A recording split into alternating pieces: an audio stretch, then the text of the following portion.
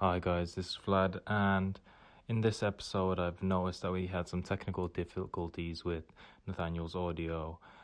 So I'm really sorry. It's just part of the difficulty of doing this remotely. Hopefully, we can get him in person next time, and this shouldn't be an issue in the future. I'm really sorry, and enjoy the episode. What's going on, man?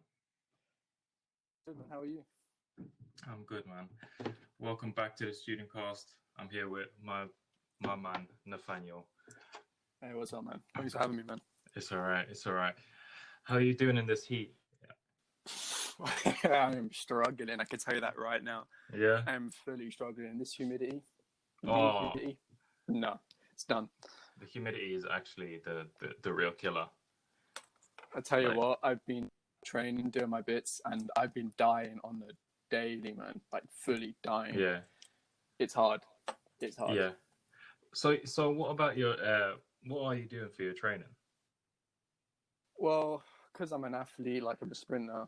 Big man. Big man out here.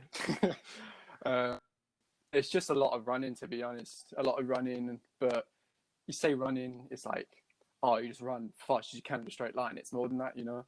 Yeah. Like, there's so many different aspects to it that we've got to constantly work on. Then obviously we have gym stuff as well, and it's all sport specific. So it's a lot. It is a lot, like a hell of a. Have you been to the gym like recently since it's open? No, I haven't been to a gym. Yeah. Where I'm at the moment, where my athletics club is, we do have our own like private gym. Yeah. But as it stands at the moment, I don't want to really risk it. Do you know what I mean? Like, Yeah. it's still being shared by a bunch of other people and athletes, which I wouldn't mind, but I just rather not take the risk. So True. I've got my own gym and stuff at home. So that's what I mean. You have your own stuff at home, so you can make do. Whereas someone like me, I don't have my own gym stuff, so we don't be lifting anymore. Yeah, it's a struggle, man. It's a struggle. We're going to be from uni looking like a twig. It's not fair. It's not fair, man. No. I mean, you're one of the only people that I know that's like actually a student athlete. Like everyone else I know is like they're part of like societies and stuff, but you're really like on the sports thing. Like yeah. What is that like for someone who wouldn't know? Like, and how like being at uni and that? Yeah, like how like balancing uni and sport and what happens when you become like this student athlete, let's call you. Well, first things first, the balance is hard. Like straight up, it is hard. So I'm probably training somewhere between, I mean, just some quick maths in my head, somewhere between 12 and 20 hours a week. Just off the top of my head. On top of that, obviously, as an engineering student on the same course, you know what the workload's like. Yeah. And that workload is insane. So basically, all my free time that I do have off the course goes to my training. So I basically have zero free time constantly, which is a struggle. I mean, we don't even go out. There's no time for that. No, there really ain't. Like, imagine this, like on a daily. So you got lectures. Say if they start like 9 o'clock in the morning, they'll finish at 4 o'clock in the afternoon, and then I have a 1 hour break, like eat food, and then by 6 o'clock I'm in training. And well, last year anyway, I didn't get back to about 10 o'clock in the evening. So that was on the daily. Yeah. And then there's like for people who need the money, they have to throw in a job on top of that as well. Oh yeah, for sure. Like I know people at uni that do have jobs. Yeah. But most people that are athletes, most people don't really working full time. Yeah. Because it just generally takes up so much time, and like you just generally don't have time to have a job. and all your time and money goes into training, paying fees for gym, all that stuff, supplements and equipment and diet, which is a fucking killer as a money-wise, but it is hard. But Yeah. you just got to plan it out. Do you know what I mean? So Yeah. otherwise, if you don't plan it out, it's such a fine line. You can just either mess up your grades or you're just not performing on your sport. Yeah, I mean, doing really well in both is the hard thing. I mean, I guess you could do well in one and just like ditch the other. Yeah. So I think it was for foundation year. I was okay because a sport at the time took a bit of a break because I was having a series of injuries. Yeah. So I was basically spending a minimal amount of time doing rehab, which I had to do. Yeah. And all my other time just went into studies in foundation year. And that's basically what got me through in the end. Yeah. Well, for people who want to like join a sports team, obviously you can only speak on your perspective. Yeah. What was it like the whole experience from the start, day one, like I'm assuming trials and things like that, to where you are now? How was that? What is the process? Well, for athletics, mind, we didn't really have trials. Okay. Basically, we had a induction meeting with a bunch of coaches, and you speak to the coaches and what they offer and all that sort of stuff. And basically, you choose on the coach that you wanted to go to. Okay. And obviously, you'll train with them. And basically, when it came to competing and for the uni, it wasn't so much of a time trial. Basically, there was a list, and basically you've got to put your best performance times down onto the list within the previous year. Yeah. And basically the best people on that list team. Okay. I changed coaches last year just because I didn't like the environment, and this year I made a better decision. And I'm a lot more comfortable with that, which is pretty good. But when it comes down to like the societies and stuff, for athletics, it's a bit weird because it's not a team sport. It's like it's weird. It's an individual sport within a team sport, if that makes sense. We compete for a team, you're Team Brunel, but you're all competing for yourself, basically. For yourself, yeah. So yeah, with uni, that would be training with on the same team will be competing against. You know, it's very different. Another team like rugby, football, American football, it's completely different. Like the whole process, even like the social side of it is completely different. Yeah. Like, you know, probably know what the rugby and American football guys are like just from. Yeah, I mean, the rugby. The thing is, right? I obviously came to the UK in 2012, and in Ireland, where I lived, we didn't have rugby. Really, it wasn't really a big sport. No, not you even really. Have a national team and all that. Yeah, I know, but it wasn't a big sport in school. I guess, yeah. It was just mainly football. Like was the biggest sport, and a couple others, but that was the main stuff. Rugby wasn't that popular, and I came here, and I always thought when I imagine rugby people, I think of these like just big, gay, well not gay, I mean camp, like that kind of person. That's how I always imagine rugby people. I never saw a rugby person as a lad. Like that didn't cross my mind. And then I come to uni, and apparently all these rugby lads are just shagging 24/7. I'm just like, what? God damn, it is true. Like lad in rugby, I used to play for a rugby team from back in my secondary school. Yeah. I was playing with them for I think it was a year, 2 years, and I had to dip because I can't like lad culture was funny, but it was just too much, man. It was too much. Like borderline side of just dodgy, you know what I mean? Yeah.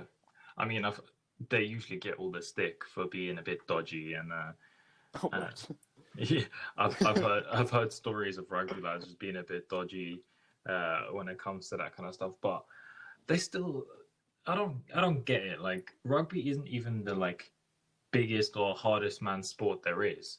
Like Yeah, if if you play football, you're more likely to be famous and have more money. And if you're, let's say, a fighter, um, you're way harder than a rugby lad.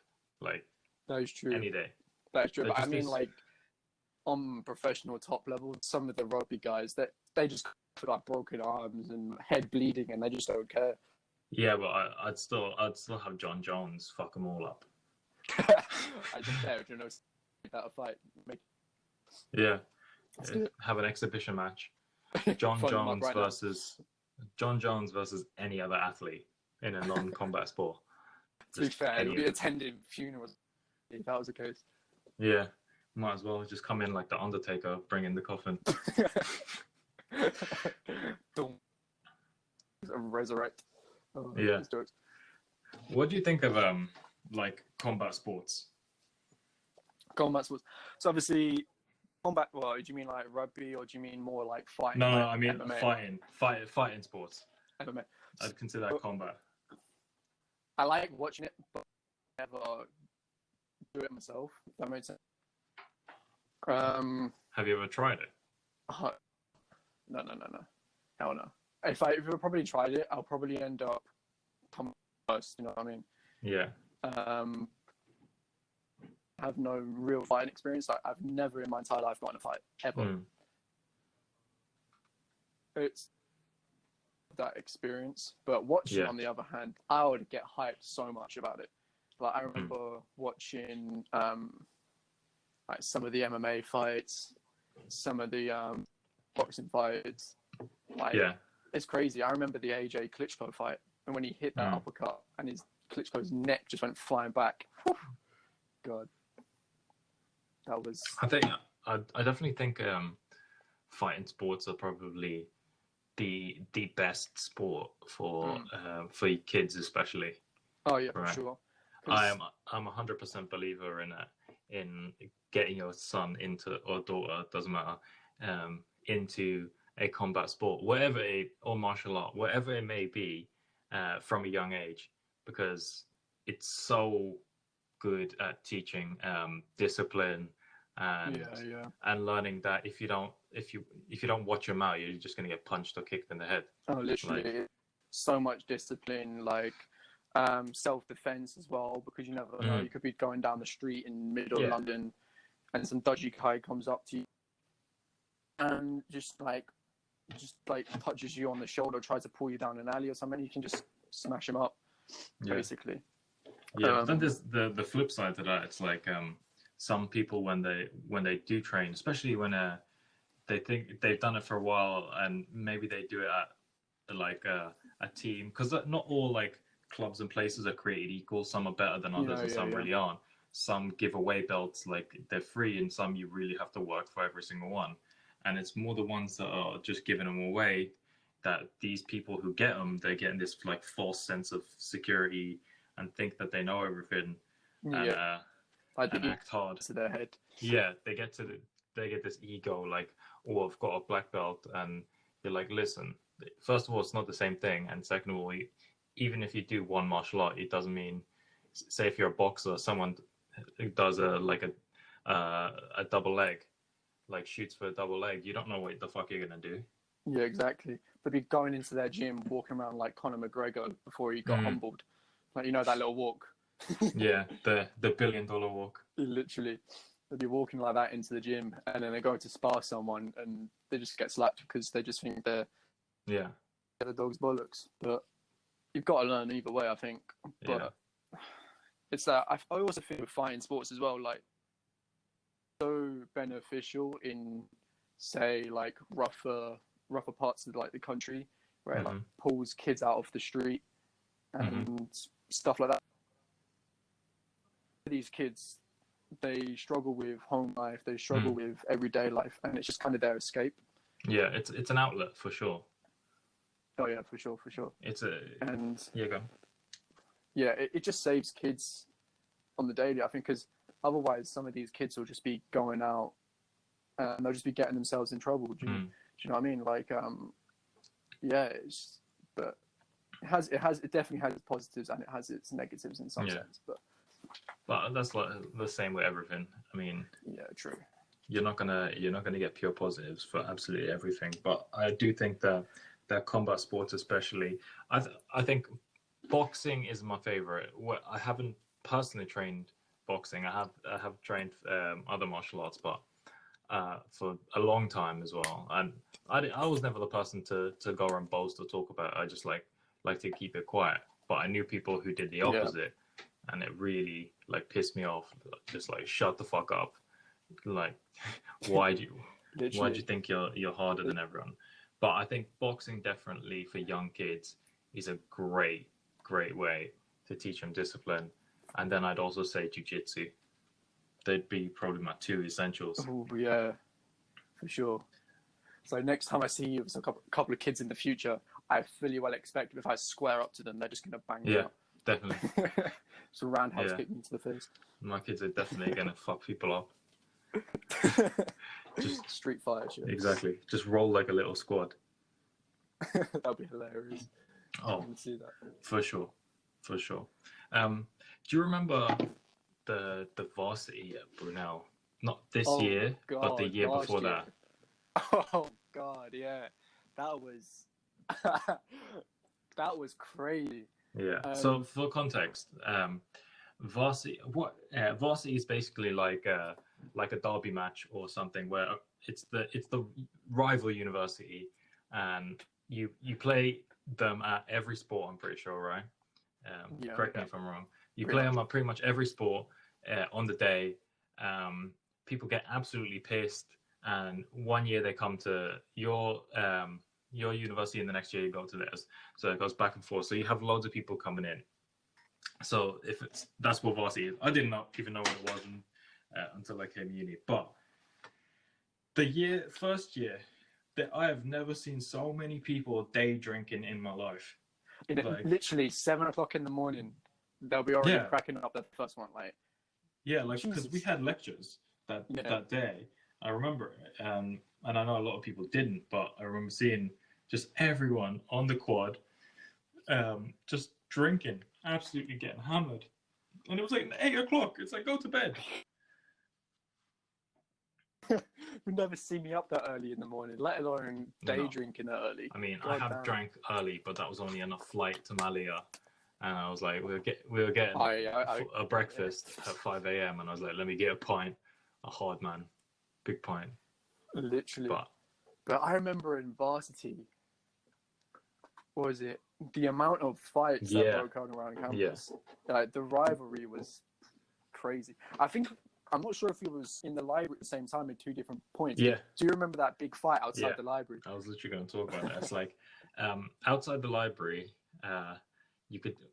everyone could see, and there was just this massive group of people, and just out of nowhere, people just start like swinging. I'm like, what is going on here? People are just having a fight, or like loads of them. Someone got KO'd. Someone was on the floor. Someone was on the floor. Like, hopefully he's all right, but it was just middle of the day. People just decided, you know what, let's have a fight. And the thing is, that wasn't the only one around campus, from what I heard as well. Like, really, there was so, because obviously day drinking that early, and then people, the rivalry of sports and that. Anyway, it's gonna get heated. But there was fights everywhere around campus, and I think the security guys around campus had a hard day, you know. Yeah. Was it varsity is like their D-Day? Oh my god. It literally is, honestly. They have to get prepared. They have their morning brief. It's like, get the artillery ready. Their artillery is nothing because they aren't real police. They just hear the whistle and then they just all start charging through campus. Yeah. Just dispersing all the fights. Campus security really pissed me off. Like, you're not the police, so what are you doing? Literally, they're so used. Like, purpose, but you can't just walk around campus basically over controlling the students. You know what I mean? There's a line.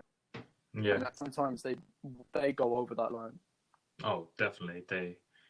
they really push their boundaries, but they're not real people. Like real people, they are real people. They're not real police, so they can't really charge you with anything. Yeah, that is so They can't true. arrest you or anything. You can, if they stop you to do anything, you could just walk away. They're Yeah. security, not police. I So, remember some guy that was, I was walking on the way to lecture, and this guy got caught dealing on campus, and the security pulled him up, and there was literally nothing they could do. So they literally had to actual police and basically ratted him out to the actual police, and it's weird, man. But they don't. yeah. They do think they are the real police, though. They move like they are. Literally, they walk around with arrogance on campus. I can't even lie. Mm. And they just go into your rooms, like, no matter what. They have the keys. They can just walk in on you. Like, Yeah. you do nothing wrong. You're just chilling in bed watching Netflix or God knows what, and then just walk in on you. Literally, that would be fucking awkward. Imagine that. They open the door, you're having a wank, you stop for a second, and then you just keep going before they leave. They're just turning around. They do that the Homer Simpson meme where they just goes back into Yeah. the head. It's like, I'm out. Alright, let you finish. Oh, that would be hilarious.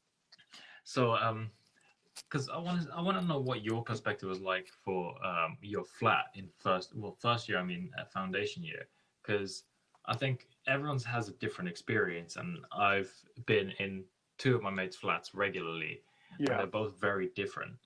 So, I mean, what was your flat like in foundation year? I mean, to be honest, my flat was pretty calm.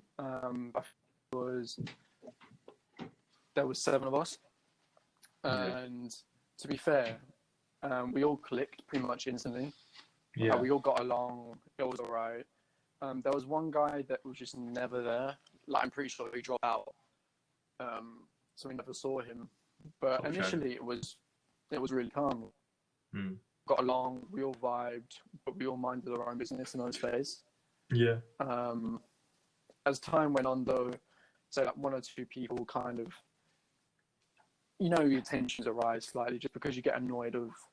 Yeah, you're living with people. I think it's because everyone in the beginning is being all like fake happy because you're moving in with new people and you don't really want to tread on any toes straight away. You don't want to be the guy that starts beef day one. You literally just walk into the flat. What up?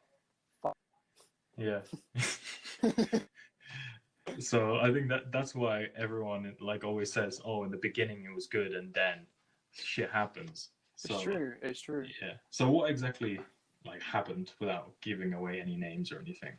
Well, it's just like listening to your old podcasts and stuff earlier on. It's kind of more of the same stuff, like people being dirty and not cleaning up, or people just kind of making them 1 or 2 here and there that just don't really fit in or slide in to like what you're saying. It just like makes question marks. But the dirtiness, for sure, that was annoying. I remember going into the kitchen one time, and there was food that has probably been there for about 2-3 months, and it stank. I didn't go into the kitchen for about 3 weeks. I don't blame you. It was fish as well. You walk in. Oh, fish stinks when it's fresh. You would walk in and you would literally gag straight away. It was dirty. But imagine. The thing is, I don't get why people take uni kitchens as like not your own kitchen. Like people act like it's not their responsibility to clean it when it is. It's like it's your stuff. Why you wouldn't do it at home, right? That's the worst thing. You wouldn't do it at home, so why are you doing it here? And this is basically your home for the next 9 months or whatever. Literally, like they've got them cleaners that come in. Yeah, but they just wipe down the counters and empty the bins. Literally, that's all they do. And people in the flat are like, "We got cleaners. We don't have to clean." Like, I low-key feel sorry for them because the stuff they have to walk in on sometimes, like, they have it hard, man. They're easily, hands down, probably the most hardest working people on campus, hands down. Yeah, I definitely think so. Oh, the post people. Oh, the post people. Yeah, the post people, bang it. I love the post people. I was gonna say, yeah, the cleaners. I've in both my mates' flats. I'm pretty sure I remember that the kitchens were so bad that they got left a letter saying if you don't clean it, you're gonna get evicted or some shit like that. Oh my god, that like is bad. both of them. Yeah, same. I think if I got that letter, I'd be like, you know what? It's cool. I'm packing my bags and leaving because it ain't changing. Like, I know my flatmates, they ain't cleaning for shit, so that's game over. I don't understand people not cleaning, and this is why I'm such an advocate on bringing one thing at uni. And I've told this to other people, and I did it because I was like, oh, I'm not gonna have any friends over, so I brought one plate, one bowl, one fork, one spoon. Right, so it was either clean or dirty, and it was pretty much always clean. It also meant people couldn't steal my stuff because there's only one left, and people won't grab one fork if it's the only one left. I had one of everything. It meant when people came over, they had to bring their own shit. But just walking up into your flat with like a plate and all. People be like, "What the hell are you doing?" I only brought one. Yeah, because I don't get the. I know loads of people when they start uni and they start buying stuff because you do most of the time need to get some stuff. They get like a whole like plate set. It's just like 6 plates, 6 bowls. Like Jesus, why do you need so much like food calorie? All you're gonna do is you're gonna be too lazy to clean it. Yeah, you're gonna be too lazy to clean it. So you're gonna just let it pile up, and then you're only gonna use one anyway. That you're gonna keep cleaning. So might as well just bring one and only clean one every time. Like, how can you have a full, like, family-size, like, kit and you only use one plate? Like, you're just wasting money, man. I know so many people that did that. Come on. Use your brain for a second. Yeah. You can save... Just borrow one from your house for the year. I'm sure your family can do without one plate. Like, your mums always have, like 3 different sets. They've got you sorted. Like, you break one, they just whip out another one. You break another, they just whip out another one. It's never ending. It's like Mary Poppins and just constantly, just constantly like piling. There's some like mini person in the cupboard just making plates. They're just some random guy just chilling. Yeah. Just doing up the artwork and shit. One day you walk in your house and you're just sitting at the dinner table. You alright? Who are you? I'm the plate man.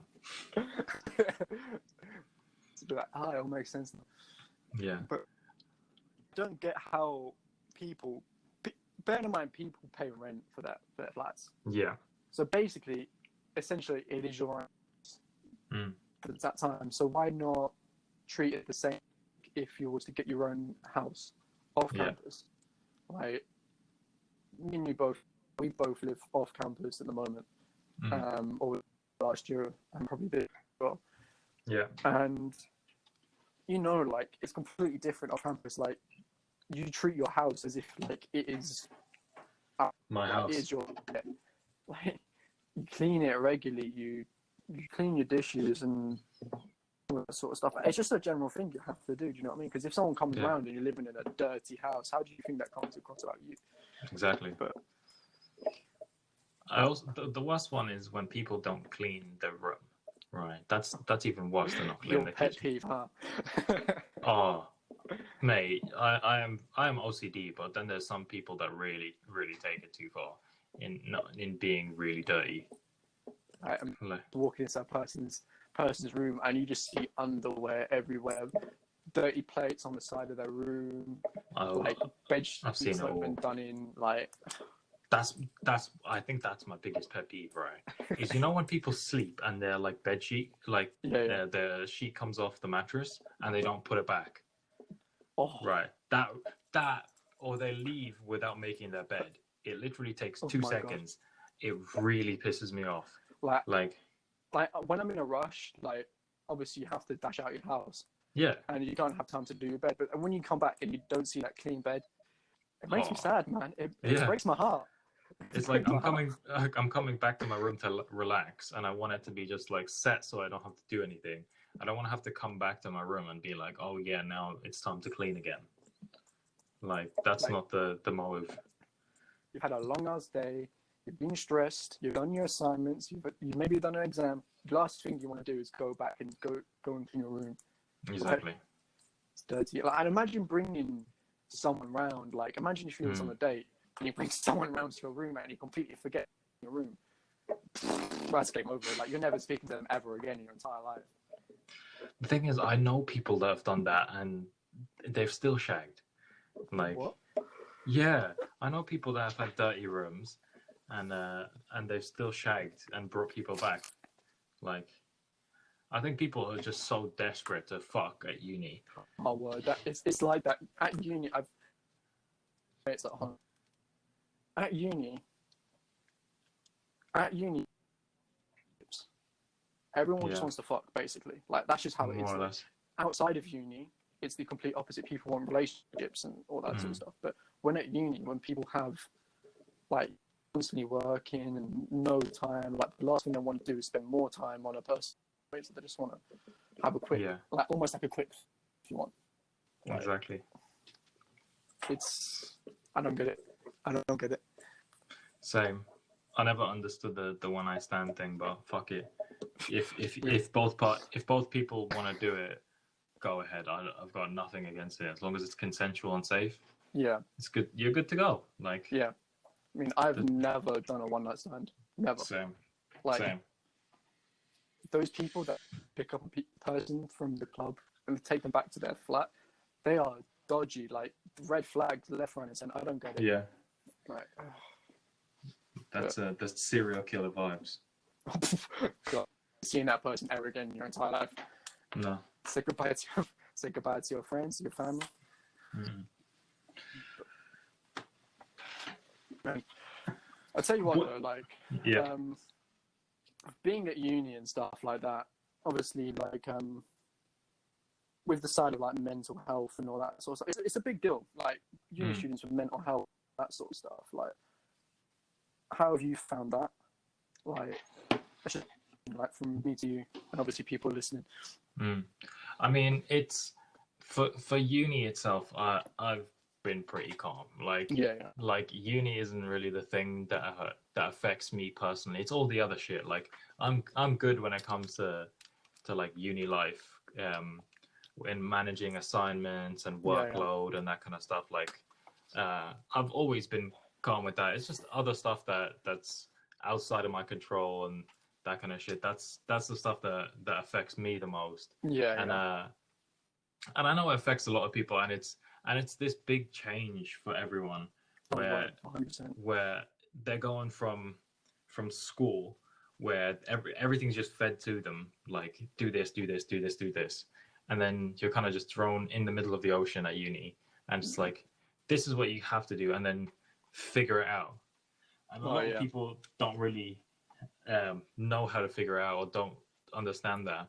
I mean, I prefer that because I prefer doing it my way, and that's why I never did well in school, because I didn't like doing it that way. I mean, like, definitely since I've known you, like, I've known you for a fact, like, you're one of the most, like, not maybe one of the most organized, but you do your things really, really well. Like, you have your own systems and shit when it comes to like revision, taking notes, just like the way of living and that as well. Like, you can tell, like, you're one of them people that doesn't like living the same life as everyone else. You know what I mean? I'm following the same road. I like doing my own thing and figuring things out, and I like figuring things out early. Like, like things that a lot of people just forget or don't think about when they're like 17. Like, I've been working since I was 16. Like, as soon as I got my national insurance number, I was like, okay, I guess it's time to work. Exactly. And then later on, I took out my first credit card straight away at 18 to build credit score for later on in life, even if I didn't use it. Now I've got a bunch of credit cards. I've learned how to use those, all taught by myself. I manage my own money using spreadsheets I've made, like, from to help me do all that kind of stuff that you wouldn't do Those as like, those spreadsheets, man. I love them. I love when you send me yeah, over them spreadsheets. It makes my day. Like, I love it. yeah. I love it, I man. mean, I love spreadsheets as well. That's why I always make them. They're so much fun and they're so useful, like all the time. Literally. All right, guys, if you're listening right now, Vlad's biggest story is him and spreadsheets. Go to him Yeah, and mention a spreadsheet. Like, you'll talk and talk forever. yeah. It literally is the best thing, but no one ever wants to learn about it or learns about it like way later. Yeah, Like true. no one's building spreadsheets for personal finance at 18. That is so true. That is so true. Especially being like with us, we're engineering students. Like, spreadsheets are basically one of the main things that we use, apart from like MATLAB and Yeah. CAD and all that sort of stuff. Like, spreadsheets when it comes to data analytics and all sort of stuff. It is clutch. Like, I remember in foundation we had that assignment when it came to spreadsheets, and so many people on that course, including myself, and you was there. You was done within the first 2 days. Oh, I finished within 15 minutes. I was just spending 2 days just like making it look nice. Yeah, doing all the color coordination. I'm Yeah. gonna make this one light blue. I'm gonna make this one a slightly lighter shade of blue. Yeah. Literally, I just did it because I know how to do it, and I've been doing it for so long. Yeah. I was because I've been like in it so deep, and I've been around because I did ITA level as well. I've been around people who've been doing it and know it really well. So when I came to uni, I kind of expected for some reason that everyone knew it as well. Yeah. And when we did that spreadsheet task, I was like, really? We're gonna do spreadsheets for engineering? Like, sorry, I here paying $9,000 to do a spreadsheet that I did when I was in year 10. Yeah, I'm like, I've done way harder than this. Am I really okay? And then when I talked to everyone else, I realized like, oh shit, wait, not everyone learned how to do like advanced data manipulation on Excel. Yeah. And I was like, that makes sense. So I helped out a bunch of people, taught them how to use spreadsheets and make it really quick and easy, because people got stuck like doing loads of manual inputs, and I'm like, Excel's made to be quick. You shouldn't be spending that much time doing things manually. If you're doing things manually in Excel, you're doing it wrong. Yeah, definitely. So I think with foundation year as well, because that's when we had that assignment. Like, there was different areas, obviously, because that's what a foundation course is for. It's to fill the gaps. And for me, it was mainly the math side of it, because I didn't take maths A levels. Yeah. I mean, I did for 2 weeks, and I was like, bun that, and I did. And then other people, the IT side of it. And I don't know about you, what you was doing. For me, it was the physics. Definitely, because I missed out on a lot of learning in school. I had no teachers and all kinds of shambles from day. Yeah, A levels and all that sort of thing. It was, that's just not. That gives me PTSD. No, but it's important, because A levels they're so overrated. They are, but you don't realize how much you rely on them and how much you can get out of it if you do well. Like, yeah, I think like they are overrated, and the stress side of it is so, it's put onto you for too much. Like, it's too much. Like the stress that the teachers put on you, maybe even your family puts on you, like also even society just puts on you. A levels, like getting into uni relies on A levels. Getting a job in the future also relies on A levels. Yeah. And you do these exams and stuff like that. The amount of times or people that I know in year 13 that were struggling mentally because it burned them out. Yeah. I know people that literally just left because A levels were too much stress and they couldn't deal with it. And it's a bit ridiculous that we're having this even conversation that 18-year-olds, 16 to 18-year-olds have to first decide 3 subjects that they want to do, which dictate the rest of their life, pretty much, right? It's pretty difficult to switch unless you go for very generalist subjects. It's like, you've still got another 40, 50, 60, like, we don't know when we're going to die, like, but you've got the majority of your life remaining, and you can't just dictate your life at that early. Do you know what I mean? Like, Yeah. you never know. You could just have a lane switch halfway through your life and just Yeah. completely go in the opposite direction. Then again, it's like if I realized how much I could get out of doing well in A levels, I probably would have tried harder. Yeah. Like realizing that you can, the one that if you just want straight up like materialistic motivation is most universities per A, so that could be an A minus. I can't remember how they do it in A levels anymore. Basically, and any A's they give you £1,000 per A. So if you do 3, you get £3,000. Right, What? Brunel does that as well. What? Yeah. That's mad. I never knew Yeah, that. most universities do it, and I didn't know that. And it's like if you really want any kind of motivation, just do well for 2 years, and you get £3,000. Right, Honestly. straight up. Most unis do it, not all though. So you have to have a look around. Then there's also the scholarships for first years. Yeah, which are I just know a lot of people that run them. Yeah, there's some. It doesn't have to be proper scholarship and bursaries. There's so many ways to get like money out of doing well at A levels that it's actually worth it financially to put your time into A levels. Then there's also like you just have options. So if you want to do a different job later on in life, having good A levels just gives you that like a little bit more freedom to switch. So if you get 3 A's in maths, physics, and further maths, let's say, if you want to go into like a biology degree, they'll probably let you because you did so well in these ones. You should be fine. You'll just learn it yourself. Literally, I remember in A levels as well that I found that the grades that you mainly got, even though you obviously had to go study yourself, and all that sort of stuff, but the grades that you got was mainly dictated by your teachers and what their teaching ability was. Like, I remember, like, the reason why I dropped out of maths in A level is basically my maths teacher was like, because I got a high AB in GCSEs. Yeah.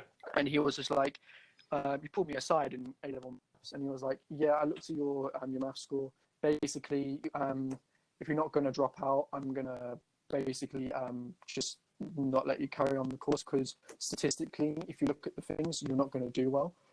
I went and did a foundation degree, and I passed maths, and I got a pretty decent grade in foundation maths, which basically I found is probably harder than A levels. It is. And I was just like, you know what? Like, there's so many teachers out there that just give false hopes to students, A level students, and all that sort of stuff, and it does affect them, like, in their future. It's deep to think about it. Like, I also in GCSE had a biology teacher, and he was such a nice guy. Like, he was a legend, like, hands down. But what is it, like, before, when I had that biology, then at the time I wanted to be a physiotherapist, and I like biology. But the fact is, he was not there for about 60% of my lessons, because he was on maternity leave, because obviously his wife just had a kid, and because he, literally, like, the amount of times we just sat in there and listened, and we had no teacher, like, it was like, and basically because of that, I didn't pursue biology in A levels, didn't do, and basically I had to completely lane switch on what I wanted to do, and it generally does change your future, and it's really crazy to think about that. Exactly. I've had like that experience. I mean, the first red flag was first day of physics A level. Our lesson got cancelled because the teacher wasn't there. I mean, like, day one, you're not even here, and that's basically how it was for the entire 2 years. I think we had a teacher for maybe 20% of the time, and even that 20%, it was one of the guys. He came in and he even told us, he was like, "I'm not here to really teach. I'm just using this place for the money, and I'm going to start my own business," because they were paying him loads of money because the school was desperate. Fucking what? Yeah, and that's the best they could do. And so us getting really shit A levels was really not down to us. Then people say, "Oh, you could have learned it yourself," but school isn't designed for that kind of independent learning. It's so built on the teacher tells you this, remember this, and then when you have to learn it yourself at age 16 and you don't really know how to learn like any other way, what are you supposed to do? You can't blame the student for not understanding how to like independently learn, because they've never had to do that before. It's the failure of the system and the teachers. Yeah, the whole school system's fucked. The list is fucked. It literally is. Like I remember, like I think it was in first year of physics. One of my teachers left, and then we got a new teacher. And this teacher, she was smart, like as in like she CERN smart, right? Yeah. But she was the deadest and worst teacher I've ever had in my history of my life. Like she did not know how to like imagine is socially quiet, doesn't talk, she just gets overpowered instantly, and she didn't even know how to portray information. It was basically, oh, this is the book, read the book, answer the questions. Like I can do that at my own time. Exactly. Like, I mean, a lot of people, they go into teaching, but they don't really have a passion for teaching, or they just can't like share their knowledge like effectively. Like, yeah. And I think because no one wants to be a teacher, and I don't blame anyone. Why would you? You can do a career with way more money, less stress, and your job isn't dependent on how other people do. Yeah. Like if your whole class fails, for whatever reason, it's your fault. It's not theirs. Yeah, the onus is on you. So why would anyone pursue teaching anymore when there's no incentive? The only incentive I can think of is holidays, but most companies give you 30 days holiday anyway. And then you get bank holiday. Well, yeah, they'll give you 30 days and then they'll add bank holidays, especially if you've got a decent job. So you're getting loads of holiday, and it's not as much as a teacher, but fuck me, if you're getting like 3 times the money, I don't see why you would even pursue it. And that's why there's such a shortage of good teachers. There's a shortage of teachers, and there's even more of a shortage of good ones. Like that is so true. But it's crazy to think about that. I remember me in the conversation some time ago, walking back from campus, saying that I pursue careers and all that sort of stuff. And then when we retired from that, maybe go to the schooling system, just because there's a bunch of bad teachers out there, and we can do what we want to do to help. Like, I'd love to be. I'd only ever teach maths though, because teaching any other subject, physics would be cool, but trying to get young people who aren't interested in physics is really, really hard. Yeah, really hard. It's I think from like year 7 to 9, maybe at the start of GCSEs, like physics around then, it's just pointless. Like it seems so really boring. Understand it. Yeah, it's so, because physics especially, it's so difficult to teach it simply. Like there's not much you can teach to a 13-year-old about physics, like without getting deep into the more complicated stuff. But mechanics to a 14-year-old, and it's like scared for life. It's like you're scaring them and you're not getting them interested, and then all the fun like experiments you can't do in schools because it's not safe or whatever. You can't get them. It's difficult to be excited or interested about physics without already being excited. Like my physics teachers, I don't think in year 7 to 10 could get me interested in science, because I was like, this is just fucking boring. Yeah, but so now true. When we're doing it at university, I love the physics. It's so interesting. And I'm happy to learn about it. I'm happy with my course choice. It's just in school, I would never see myself doing this. Like, hands down. Like I said to my parents, I think it was at the end of foundation, start of the first year, I literally said to them, never in a million years would I think I'll be doing the stuff that I'm doing now if I was looking at myself year 10 or something like that. Like it is crazy to think like the difference between school, like standard school, to sixth form to university, those jumps between the two gaps, they're just insane. Yeah, I think the worst jump is GCSE to A-levels. I think it is so awful in how they transition you. It is disgusting, and it needs to be changed. The whole school system needs to be changed. It's the same system that's been taught since like the 1900s, right? I guess they don't beat children anymore, but that's about it. The teaching methods and everything, they're the same, and they're outdated, and it needs an overhaul completely, but it's not a priority in any way. And teaching is just awful. Like you can't expect someone whose question on their GCSE exam was area, force, mass. What is the equation that links those three? Yeah, Right, 1 mark, to being like, oh, the bearing of this ship is going in this direction. Please work out the speed yeah, for yeah. 1 mark as well. Like within two It's years, crazy. how are they supposed to transition to that? I It's don't not know. fair. Like I remember, was it the jump? I remember having my first lessons in chemistry and physics, and the teachers turned around and was like, "All right, guys, whatever you learn in GCSE is like we're starting from scratch." They Yeah, literally said that word for word. Everything you know in GCSEs about the truth about physics and the stuff you learn in chemistry, it's just wrong because why? It's simplified. yeah, Like the it's true overly versions, simplified. yeah, the true versions are too complicated for young people to understand. Yeah, And even teaching attitude as well completely changes. Like before, like after GCSEs, the teachers are like, they're like, "Fuck's sake, I can't be asked for this. This is so boring." But like when it comes to A levels, you can actually tell they've got interest in it. So it kind of mm, like it portrays in their teaching as well. yeah. Well, that's for the good ones or the ones that actually turn up. Yeah, yeah, I mean, maths was a big jump as well for me. I did really well in GCSE maths. I mean, I came to sit down for my GCSE maths exam, like being confident and cocky that I was getting at least an A, possibly 100%. I knew yeah, it, yeah, like I was gonna bang it out, and I've had fun. Like I enjoyed doing that maths test because I was so well prepared for it, and there was nothing they could throw in yeah, yeah. to to spoof me. And I came into A level, and first of all, they were like, "Okay, we're already behind.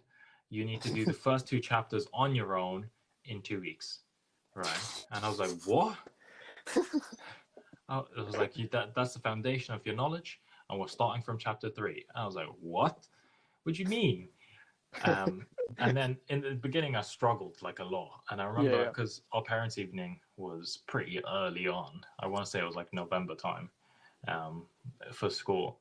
And it was early on. And my teacher, he was like, because I've had him before and he knew me as a student. He was like, you were really struggling in the beginning. You like the jump was massive. And then obviously I got like quickly adjusted to it and I managed to get a grip and do well in the end. I'd still had to resit and I still got a shit, like a C in maths A level, but the yeah. jump, and if you can't adjust to that, like it's just too hard. Like I don't blame Literally. anyone for doing shit in their A levels because they're harder than university work by Oh, far. hands down, hands down. Like university, everyone thinks it's going to be harder. It's not. No. It's like you literally everyone's like, "Oh my god, the A levels are so hard. Like when I get to uni, it's going to be even harder. I'm not going to be able to cope with it." Once you go to uni, because you're doing what you want to do, Yeah. and you're learning the stuff you want to, and stuff, and plus you're spending the majority of it on one subject with a couple of modules underneath it, rather than three different subjects. Mm. It's just so much easier because they're all related. And it's also the fact that all the resources are there ready. There's no tricking. There's no uh, like hiding, and there's no like trying to trip you up. Yeah, Like yeah, in yeah. there is in A levels. I feel like A levels were just like trying to see who's going to fail, whereas university is pushing to get as many people to pass and do well as possible. They're Yeah, really basically. there to help and to try get you the best grade possible. Whereas A levels, I didn't feel like anyone was helping me. I feel like it was me versus everyone else. Everyone else, yeah, that is true. I can't argue with that. That is dead on dead on the money. Like, but it's crazy to think about it. It really Yeah, is. yeah. I mean the the fact that I'm doing so well now, from how I was doing at A levels baffles me, and I think it was that foundation year being that like this is my life raft. If I don't fucking Get it? if I don't do well, I'm done. Like Yeah, yeah, that I don't know what I'm gonna do with the rest of my life because I my whole plan was, oh, go to uni, finish uni, like the get work, again do stuff in the middle, but like that was like my focus. And yeah, yeah, then if that wasn't gonna happen, I was fucked. I didn't know yeah, what I was gonna do with my life after that. And I think foundation year, because so many people get discouraged because it's like a foundation year, like it's not a real thing, but it was the Literally, best thing that happened to me was literally, this foundation year. people listening right now, if you're looking at university courses, like if you're a student and you're about to get your grades, like good luck. I hope you do well. But like right now, and you have the choice of either going on to say a master's on your course with high grades or doing a foundation, do the foundation. Hands down, like Do the foundation. it might be an extra year of your life and it might be a tiny bit more money, but it's not that much. But it is, honestly, it is the clutchest thing and probably the you could probably do. Yeah, Hands you down. come into first year so much more prepared.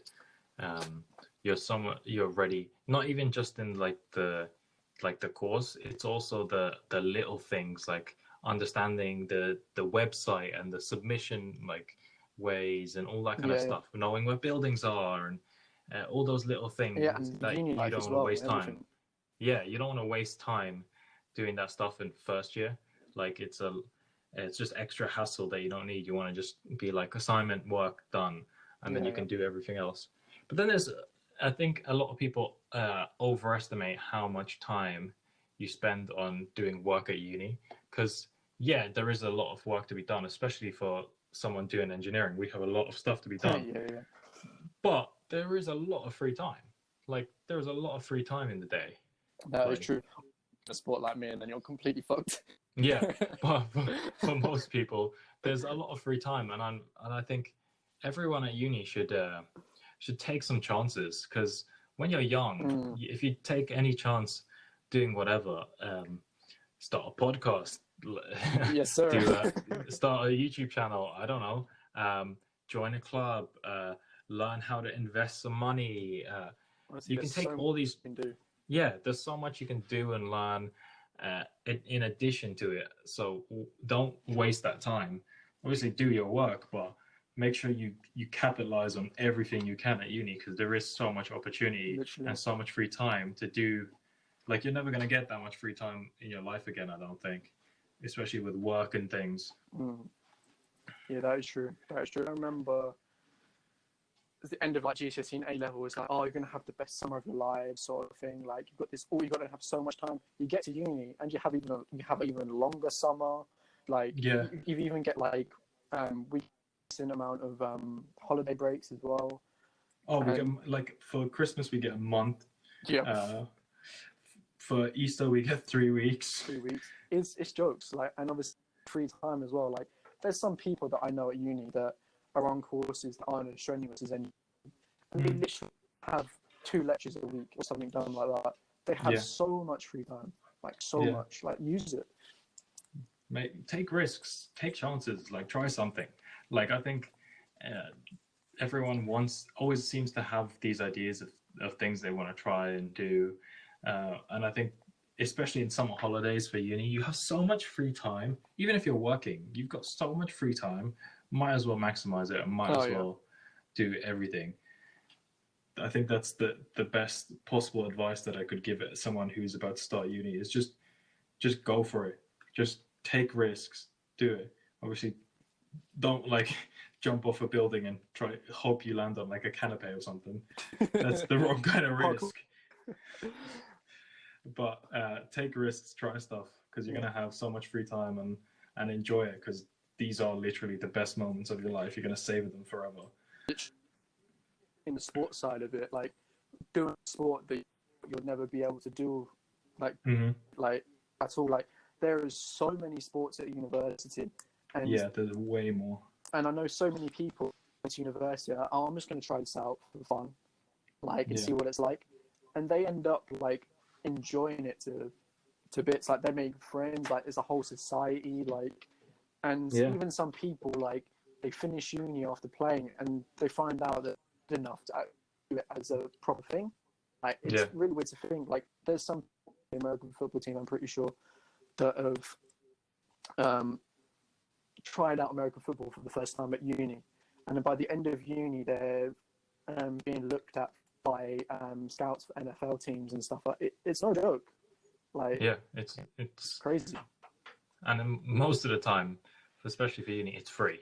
Oh yeah, 100% free. It's like, not all of them, but even if most of them, they only have like a £10 membership fee for the whole year or whatever. Yeah, And something all of like that, and pretty much all of that money goes back into the university clubs. Like, it's not like the uni's profiting off that. Yeah. It gets spread out to the different societies and makes those all better. So it's not like you're feeding the university, but Yeah, like it's the society, they have to fund themselves. Like the amount of time you walk around campus and you see cake sales and stuff just to try yeah.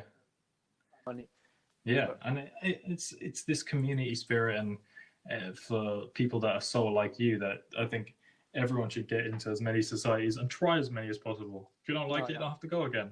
Oh, literally, like you don't. As soon as you're signed up, you're not forced to carry on going. It is your choice. If you don't show up, you understand. Like, it's not a big deal. It's not your mum telling you you have to learn how to go to your swimming lessons anymore. You're a fully grown adult now. You can make your own life choices. Literally, it's the contrast of independence and doing what you want to do and all that sort of stuff. It's really crazy. But like, when it came to sports on my behalf, I already did athletics beforehand. Mm-hmm. Like, I made that thing like, oh, this is what I want to do when I was young. Like, not young, but like, I played football first, and then obviously I did sports like secondary school, playing rugby and whatever. But I think it was like when I was at the end of GCSE 6, I was like, okay, this is what I want to do, because I enjoyed it. And then I just carried through into uni. And like, honestly, if someone asked me, do I regret just making that choice early, I'll say no. Like, because it's fun. Like, you make so many friends and communities, and going to communities on the way, and like, you probably will remember for quite a long time. Like, it's like, you just do it. Yeah, I think that's a great place to end it there. Yeah, man. I mean, it's been great having you on. Hopefully, you're welcome to come back at any point. Yeah, man. When I'm back over in West London, let's meet up, chill out. Yeah, 100%. Let's do it. And make sure everyone follow me on Instagram. Follow Nathaniel on Instagram. I'm gonna add him in the preview for this on my page, and send us any kind of questions you might like and subscribe. Rate us on Apple Podcasts as well, and I'll catch you on the next one. See you guys.